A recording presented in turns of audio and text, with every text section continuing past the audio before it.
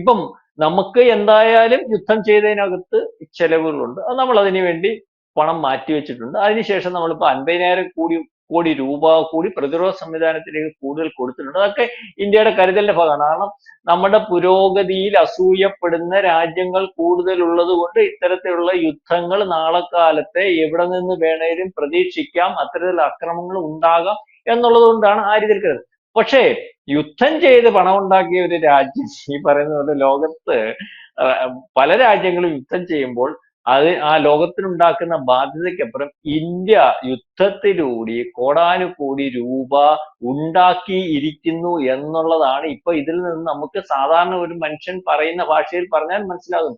ഇതുകൊണ്ട് തന്നെയാണ് ലോകത്തിന് മനസ്സിലാവാത്തത് എങ്ങനെയാണ് ഇന്ത്യയുടെ മുന്നോട്ടുള്ള പുരോഗതി അല്ലെങ്കിൽ എക്കണോമിക്കൽ ഗ്രോത്ത് ഇത് എങ്ങനെ സാധ്യമാകുന്നു എന്ന് പോലും ലോകം ഇപ്പോൾ ഉറ്റുനോക്കിക്കൊണ്ടിരിക്കുകയാണ്.